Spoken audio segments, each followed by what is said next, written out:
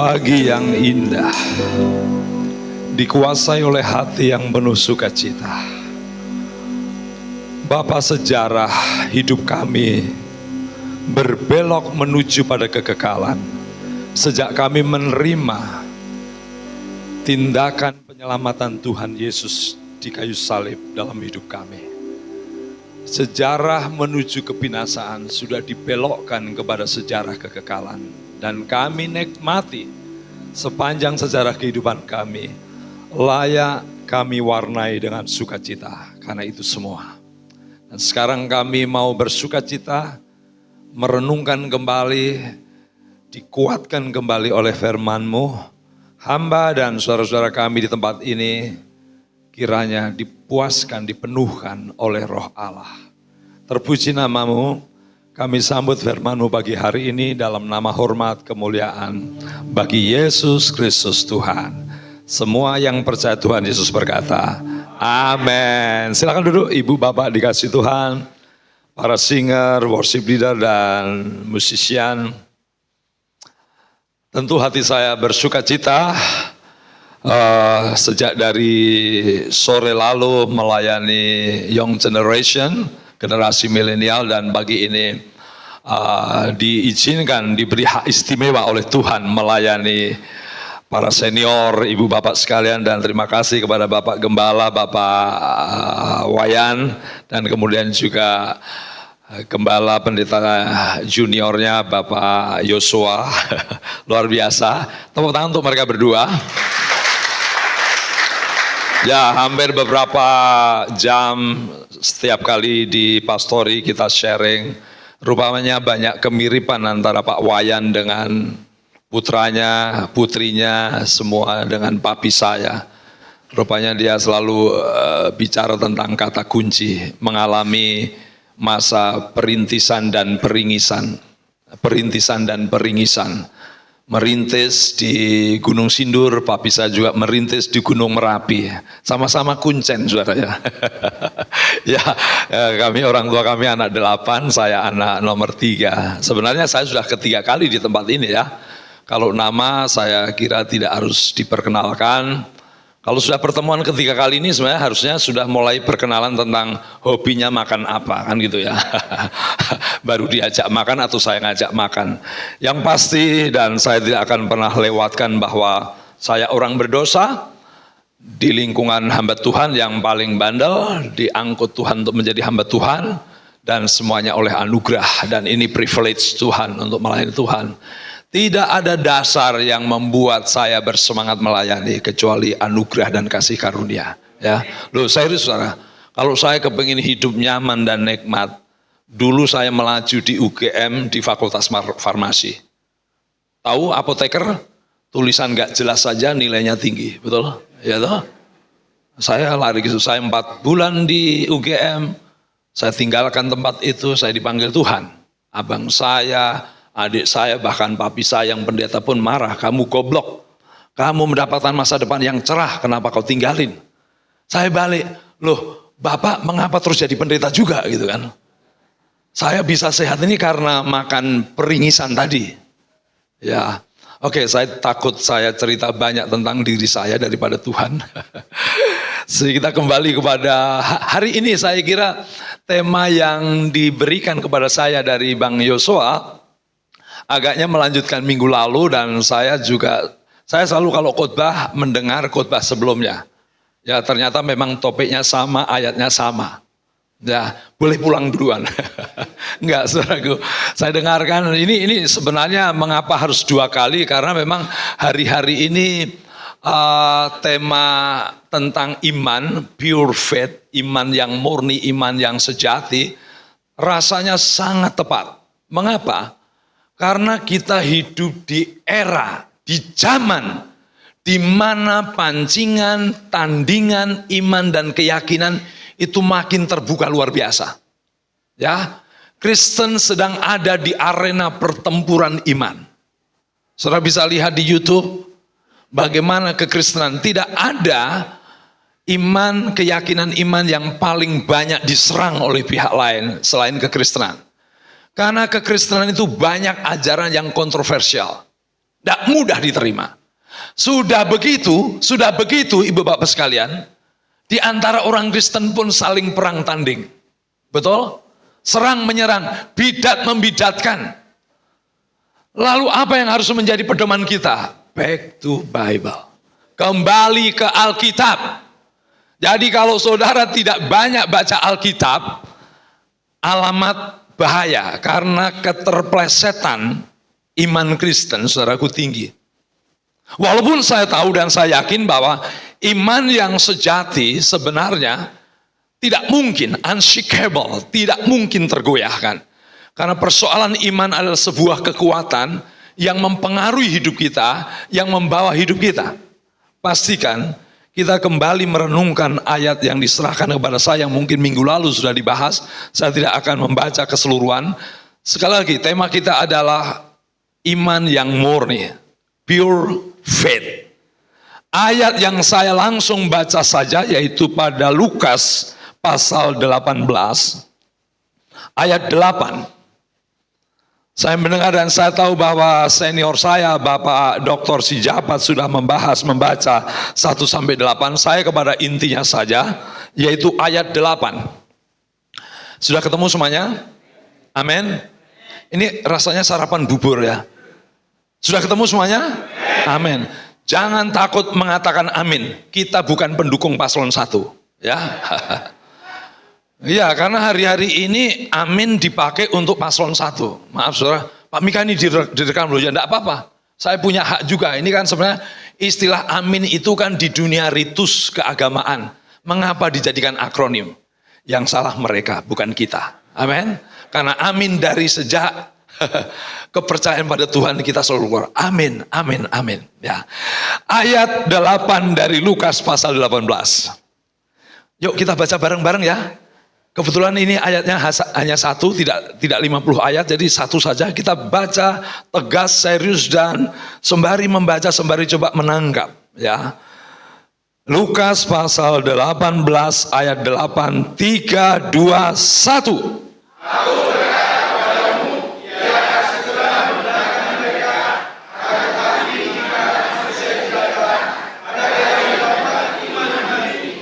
Luar biasa. Baru ketahuan sarapannya double porsi, saudara. Saudaraku dikasih Tuhan, cukup menarik bahwa sebenarnya perikop ini lebih banyak membahas. Pertama dimulai ayat pertama itu, mereka harus selalu berdoa dengan tidak jemu-jemu. Lalu perumpamaannya itu perumpamaan tentang pemimpin yang jahat saja bisa menjawab permintaan seorang wanita ya yang menderita itu, seorang janda. Pemimpin yang jahat saja pada akhirnya dia luluh dan mau menjawab pergumulan janda itu. Lalu mengapa puncaknya kepada aku berkata kepadamu ia akan segera membenarkan mereka, akan tetapi jika anak manusia itu datang, adakah ia mendapatkan iman di bumi? Nggak nyambung, nyambung. Bagi saya doa dan pergumulan, bahkan semua praktek kekristenan dimulai dengan yang paling basic, yaitu iman. Saudara tidak mempunyai iman yang benar murni, tidak ada gunanya menyampaikan doa. Doa kepada siapa? Doa berharap kepada siapa? Doa meminta kepada siapa? Doa tanpa iman maka hanya menyampaikan kebutuhan. Tetapi yang paling basic yang Yesus kemudian katakan adalah jika anak manusia datang, adakah ia mendapati iman di bumi? Lalu menjadi jelas sebenarnya pada perikop-perikop sebelumnya, ayat 20-37 pasal 17, Yesus baru saja berbicara tentang kedatangan anak manusia. Tentang kedatangan dia kembali. Dan Matius memberikan gambaran luar biasa. Secara general orang-orang percaya, orang-orang pilihan dalam teks itu, saya menduga bahwa orang-orang nanti akan memuncak dalam banyak persoalan dan penderitaan. Dalam banyak tekanan. Memang walaupun saya secara teologis cenderung percaya, kendati pun saya tidak mau berkata bahwa akhir zaman itu harus dipastikan, tapi saya yakin bahwa orang-orang percaya akan menerima pengangkatan Tuhan. Namun kita juga harus mengerti bahwa tantangan pergumulan semua orang percaya tidak akan dihadapi hanya sekedar menjelang hari Tuhan. Tapi sejak Tuhan Yesus ngomong di Bukit Zaitun, bahwa orang-orang percaya dari waktu ke waktu menjelang kedatangan Tuhan menghadapi banyak tantangan, pergumulan, bukan hanya alam, tetapi juga intimidasi dari orang yang tidak percaya Tuhan. Saya mau memilah, sejarah dunia ini hanya dua lapis. Lapis pertama adalah lapis yang terus mengintimidasi pekerjaan Tuhan Yesus Sang Kebenaran. Yang kedua adalah orang-orang yang percaya kebenaran. Jadi sejarah dunia ini menuju kepada kedatangan Tuhan. Yang satu blok adalah berusaha untuk menggagalkan rencana kedatangan Tuhan. Yang satu adalah kelompok orang yang beriman kepada Kristus. Dan orang-orang ini ada dalam pergumulan. Maka tidak kaget saudaraku, ayat 8 pasal 18 ayat 1 sampai 8 mulai bicara bahwa orang-orang percaya terus ada dalam doa dan bergumul menghadapi masa depan. Lalu dikunci ayat 8, kuncinya adalah iman. Waktu saya baca ayat ini, apa Tuhan itu tidak tahu tentang besok-besok itu ada tidak orang beriman ya? Apakah Tuhan Yesus memberitahukan tentang dirinya masih sangsi dan tidak tahu bahwa apakah ada orang beriman di dunia ini? Tentu dalam keilahiannya pasti dia tahu. Atau apakah murid-muridnya pun tidak ada satupun yang akan beriman? Saya kira ini sebuah pertanyaan yang disebut sebagai retorika, tidak perlu jawaban langsung tetapi mengusik. Jadi intinya saudaraku, iman yang murni menjadi dasar doanya orang-orang percaya. Baru disinilah kita akan mengerti seperti apa itu iman yang murni. Saudara, tahun 2018, praktis sebelum COVID menyerang dunia, dunia diwarnai oleh, tentu dunia kekristenan ya, diwarnai oleh dua kasus besar. Pertama adalah ada salah satu songwriter, penulis lagu rohani dalam komunitas Hillsong. Ada yang tahu itu ya, Hillsong ya. Maaf, ini bukan pendukung sepak bola, ini tim puji-pujian Hillsong. Yang baru belakangan Houston Bryant juga kolaps moralnya. Salah satu penulis lagu rohani bernama Simpson Martin kalau nggak salah. Dia yang menulis banyak lagu rohani. Dia yang menghasilkan banyak lagu rohani yang membuat populer di dunia. Tiba-tiba dia menyatakan saya tidak lagi mau percaya Yesus. I lost my faith. Lumayan ini cukup menghentak di belantika musik rohani Hillsong. Bayangkan, saudaraku, fasilitas, pujian, penyanyi sudah luar biasa. Bahkan dirinya sendiri sebagai salah satu yang produktif terhadap lagu-lagu rohani. Dia katakan, aku tidak percaya Yesus lagi. Aku hilang imanku. Dan aku menjadi seorang free thinker, berpikir bebas. Dan aku sulit percaya Tuhan. Dan beriringan dengan bulan yang sama kalau dia salah, ada seorang pendeta besar bernama Joshua Harris. Bukan Joshua Astawijaya, Joshua Harris, pastikan supaya tidak terjadi penyelewengan berita ya. Joshua Harris. Dia seorang konselor keluarga, dia menulis buku Gerejanya Besar. Dia juga berkata, I lost my faith. Hilang iman saya. Mengapa mereka bisa begitu? Ya, rata-rata alasannya klasik, saudara. Bahwa mereka sulit menerima Allah yang begitu maha kasih, maha kuasa. Mengapa di dunia ini terjadi bencana? Mengapa tetap ada orang sakit? Mengapa tetap ada orang menderita? Kalau Allah itu penuh kasih, melihat orang menderita, mestinya dia tolong. Pikiran itu menggelayuti. Ibu bapak dikasih Tuhan, situasi ini saya kira juga bisa mengganggu, mengusik hidup kita. Tetapi syukur bahwa kita pagi hari ini dan akan berapa kali lagi, saudara perlu merenungkan. Apakah saya ada dalam track pure faith, iman yang murni, iman yang sejati? Apa sih yang diungkap di sini? Kiranya Roh Allah memakai saya dalam keterbatasan, mungkin komplementari dengan apa yang disampaikan Pak Sijabat. Yang diungkap di sini adalah, saudaraku, beberapa hal menarik. Iman yang sejati, yang murni, kalau saya lihat dari ayat 1 sampai 7, iman yang menguasai orang-orang yang berharap berdoa, karena temanya di situ adalah hendaklah kamu selalu berdoa dengan tidak jemu-jemu sesungguhnya.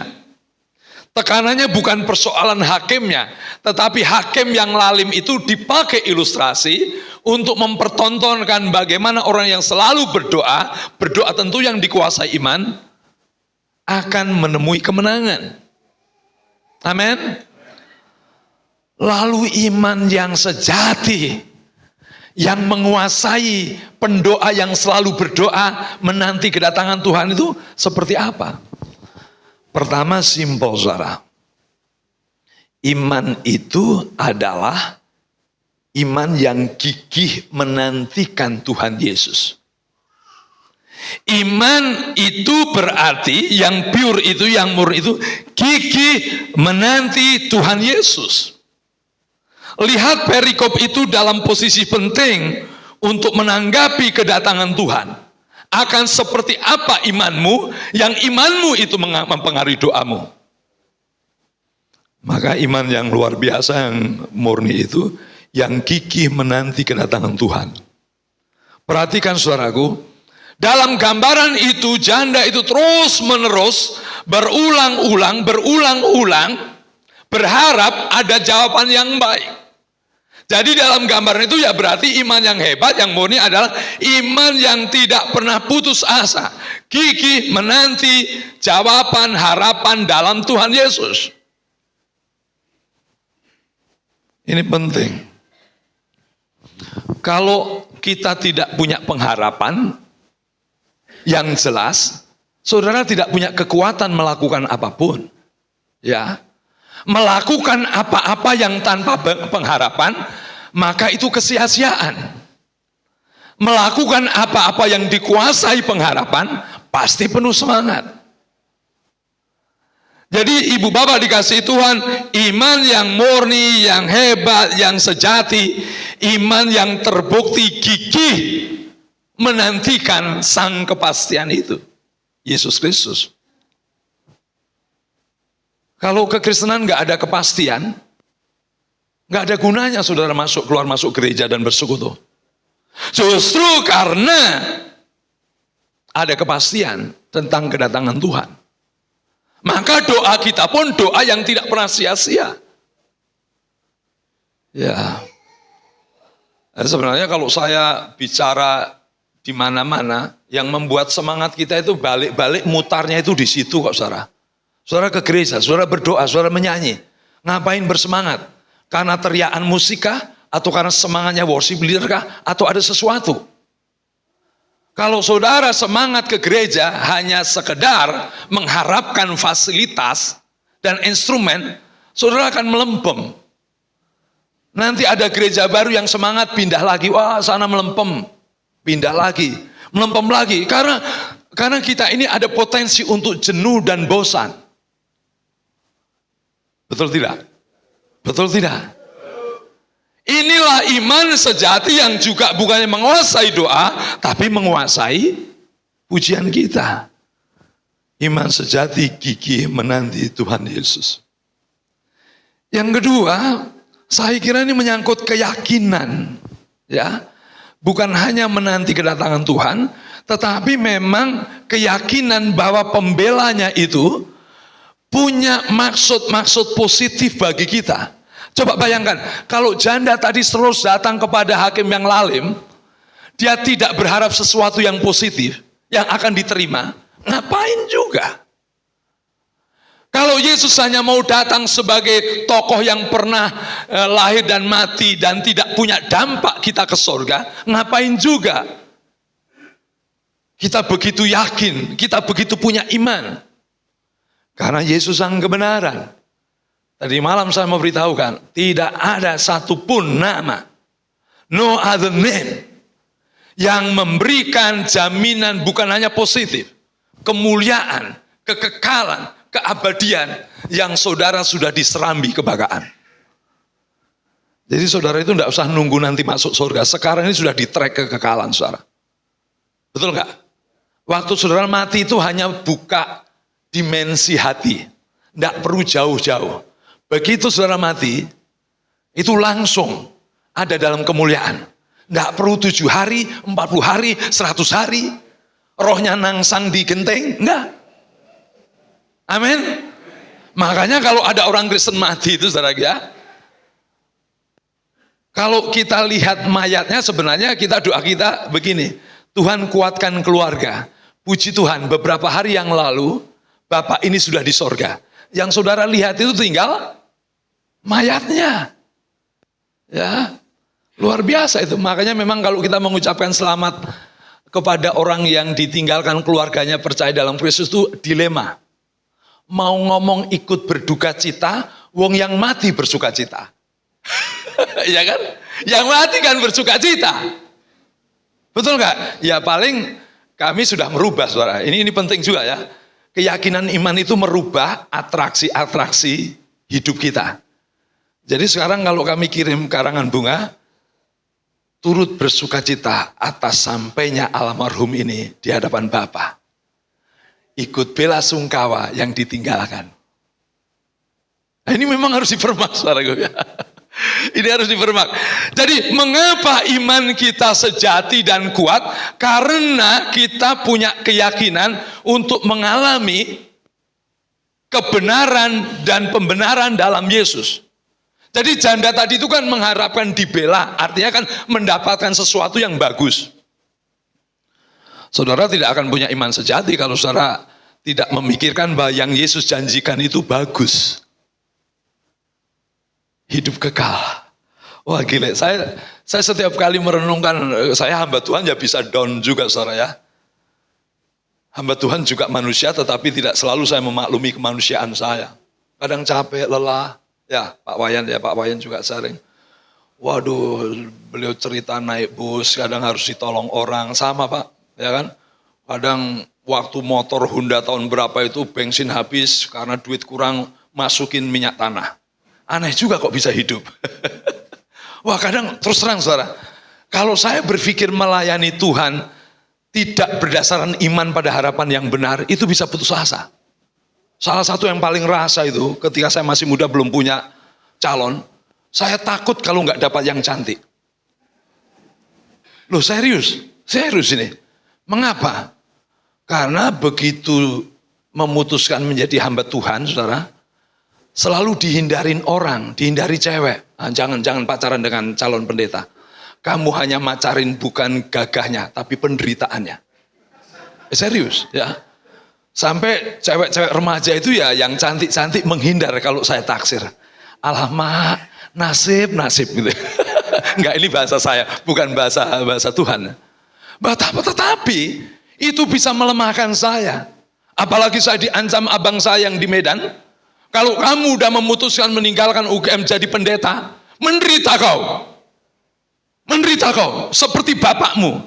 Saya bisa balas loh. Kamu bisa sekolah ke UGM juga karena penderitaan Papa, bukan? Berkali-kali saya juga hampir putus asa. Tapi iman yang murni, yang lahir pekerjaan roh Allah, saya berkata, keyakinan saya ini terhadap Tuhan Yesus yang memberikan berkat pembenaran dan anugerah. Terlalu baik Tuhan. Luar biasa, saudara dan saya ada dalam pengharapan luar biasa. Berikan tepuk tangan bagi Tuhan. Ya.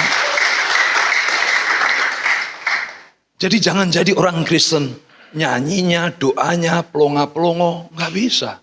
Kayak orang nggak punya pengharapan. Doamu yang sungguh-sungguh, yang selalu, yang tidak pernah putus asa, yang dikatakan jangan engkau jemu-jemu, karena kita punya dasar iman. Yaitu Yesus yang luar biasa, Yesus yang hidup. No other name, tidak ada nama lain. Menarik saudara, yang ketiga, saya tidak akan panjang-panjang. Iman yang murni apa? Iman yang murni adalah keadaan ketakputusasaan, walaupun banyak jawaban pergumulan yang belum terjawab. Saya senang di situ. Penekanan perumpamaan ini, janda itu terus datang. Nggak dijawab, datang lagi. Nggak dijawab, datang lagi. Nggak dijawab, datang lagi. Mengapa dia terus bersemangat? Karena dia pasti dapat jawaban. Ya, karena pasti dapat jawaban. Terus dia datang.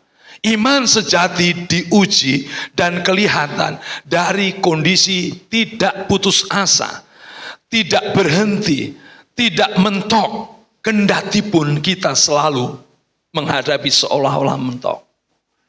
Makanya Yesus katakan, lihat, camkan ini, pemimpin hakim yang lalim saja pada akhirnya memberi jawaban padamu. Dia mau katakan, apalagi Bapamu di sorga, apalagi Allahmu, dia pasti.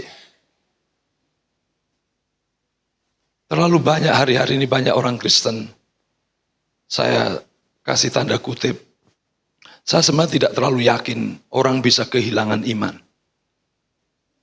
Kendati pun mungkin melempem imannya. Karena kalau ada orang Kristen meninggalkan jadi mualaf atau apa, saya curigai. Jangan-jangan dulu belum sungguh-sungguh mengalami iman yang dikerjakan Roh Allah. Yang Roh Allah memeteraikan. Mestinya kalau beriman pada Kristus, dimeteraikan Roh Allah, dimampukan Roh Allah, sebenarnya tidak mungkin dia kehilangan iman. Melempem iman bisa. Kadang lembek, kadang putus asa. Tapi inilah ujian iman itu. Karena iman itu suatu kehidupan dan kekuatan dalam diri kita. Maka sebenarnya pertanyaan Yesus bukan berarti tidak ada iman. Bukan berarti Yesus tidak tahu apa yang akan terjadi. Yesus memancing.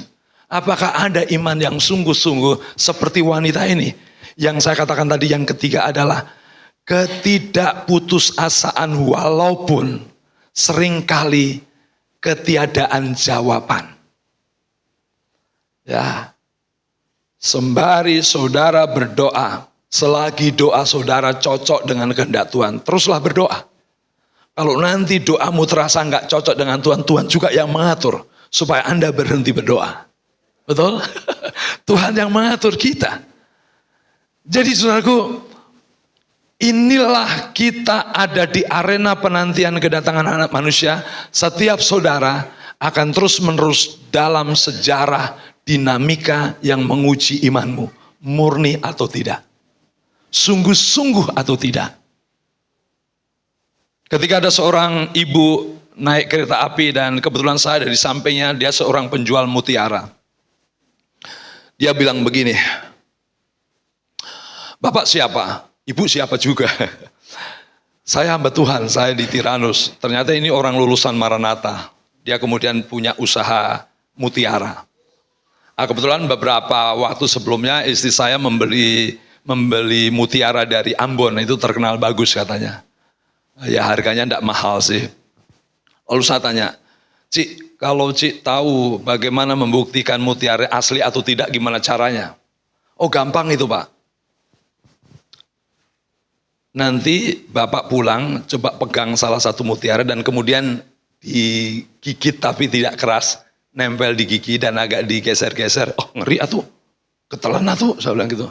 Ya hati-hati atuh Pak, gitu. Lidahnya nutup dikit supaya enggak ketelan ya. Tapi nggak apa-apa, ketelan pun kembali mutiara keluarnya. Ya kan begitu ya. Jadi ketika digigit itu harus digesek-gesekkan giginya. Kalau terasa seperti pasir, maka itu asli. Oh begitu Ci. Jadi harus ada ujiannya. Ada Pak. Saudaraku, iman juga ada ujiannya.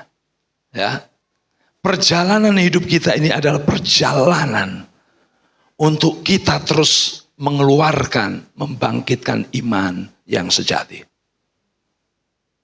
Iman yang sejati adalah gigih menanti kedatangan Tuhan.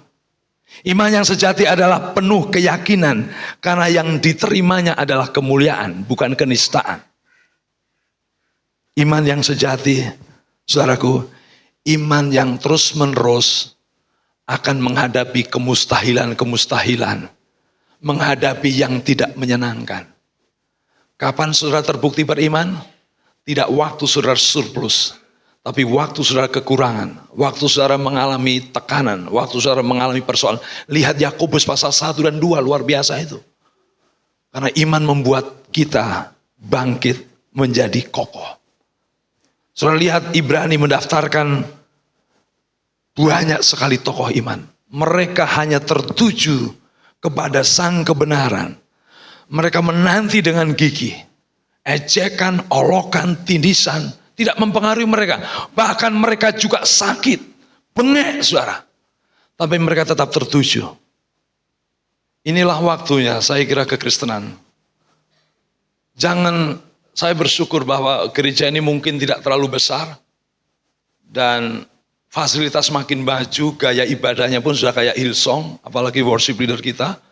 Ya, sudah kayak Suset ya, salah satu pimpinan itu, luar biasa. Tetapi saya mau beritahukan bahwa semua itu ekspresi karena iman sejati. Bukan menjadi alat untuk saudara bersemangat. Amin. Saya menghormati para pemimpin penyanyi. Mengapa mereka bersemangat? Saya yakin bahwa imannya meluapkan itu. Mengapa saudara bersemangat? Karena saudara juga terluapkan imanmu. Amin. Jadi makanya kalau saya tanya, amin, seringkali mohon maaf ya Bung, saya kadang nggak ulang-ulang.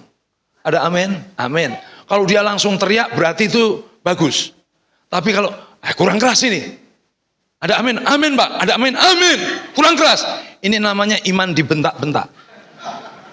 Betul nggak? Mestinya iman sejati saudara, musik mau fals atau apa tidak terlalu terganggu. Pemain atau mungkin worship lead singernya mungkin tidak terlalu bersemangat, nggak terganggu. Karena semua itu sarana. Tetapi Yesus Kristus yang menjadi pusat penyembahanmu, harapanmu, kekuatanmu akan membuat kita sungguh-sungguh. Berikan tepuk tangan bagi Tuhan. Ya, saya tidak mau menjadi gereja yang manja. Kalau mau hebat, lihat Hillsong. Lebih hebat dari komunitas manapun. Tetapi di tengah-tengahnya ada orang bisa kolaps imannya. Luar biasa. Mari kita ambil waktu sejenak. Mari kita dalam hati kita bertanya, apakah selama ini doaku, kesungguhanku, ketakputusasaanku karena iman sejati? Atau hanya karena aku bisa dilihat orang? Mari kita tundukkan kepala. Worship leader dan singer boleh datang ke depan. Saudaraku, ibu bapak dikasih Tuhan, kita tidak tahu hari esok. Makin parah, kebencian atas kekristenan dan Yesus Kristus akan makin mengerikan. Usaha-usaha halus untuk merontokkan kebenaran Kristus luar biasa. Tapi hari ini firman Tuhan mengingatkan kita. Kalau Yesus berkata, adakah iman di bumi ini? Bukan berarti Yesus tidak tahu ada iman atau tidak. Bukan berarti Yesus juga ketakutan muridnya kehilangan iman. Tetapi sebuah pertanyaan bagi murid-muridnya, adakah iman di bumi ini? Haleluya. Mari kita masing-masing pribadi berinteraksi Tuhan. Tuhan. Terima kasih aku ditegur keras oleh firman-Mu.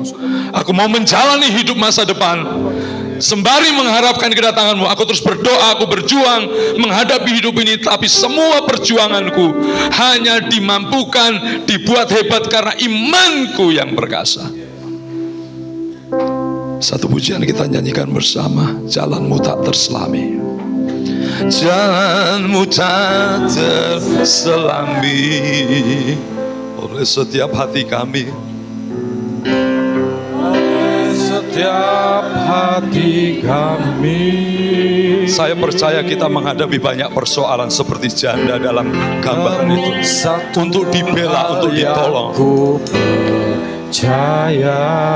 Tapi janda itu tidak putus asa, terus merangsek, tak berkeputusan, kegigihan, berharap jawaban yang benar. Walaupun sering ditolak, tidak berhenti.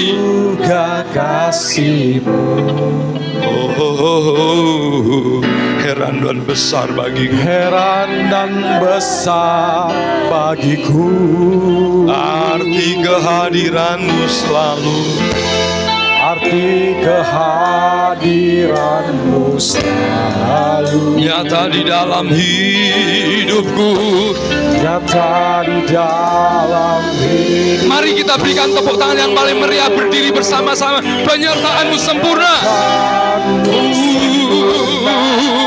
Rancangan-Mu penuh Damai, aman dan sejahtera.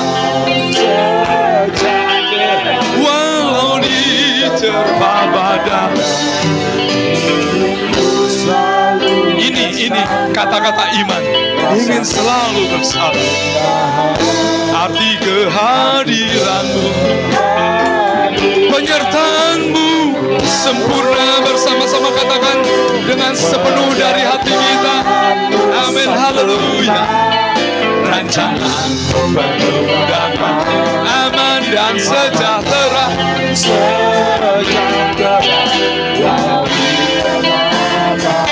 Inginku selalu bersama, rasakan keindahan. Arti kehadiran, penyertaan-Mu sempurna. Sekali lagi, haleluya. Bapa, terima kasih. Engkau-lah yang bekerja dalam hidup kami.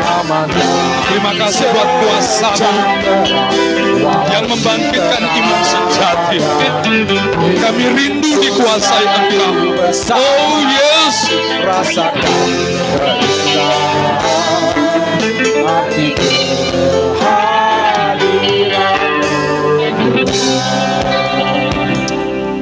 Bapa, terima kasih. Tuhan Yesus, terima kasih. Pertanyaan-Mu itu mengusik kami juga, Tuhan. Adakah iman di tempat ini? Pertanyaan itu mengusik pribadi-pribadi di tempat ini. Bahkan keluarga kami. Bapa, kami percaya ada Tuhan. Ada begitu banyak yang yakin dan beriman sungguh-sungguh. Kami tidak mau salah satu di antara kami, keluarga kami, yang sesungguhnya tidak pernah beriman sejati dan mundur daripada-Mu. Kami berdoa supaya setiap kami adalah dalam keperkasaan iman, ketulusan, kemurnian, kesejatian iman. Terima kasih Tuhan. Engkau menjamah setiap pribadi yang duduk di kursi setiap saudara kami, yaitu kami sendiri. Dalam nama Yesus, dalam nama Yesus Tuhan, dalam nama-Mu. Haleluya. Semua yang bersatu Yesus berkata, amin. Tepuk tangan yang paling meriah. Silakan dulu. Haleluya. Amin.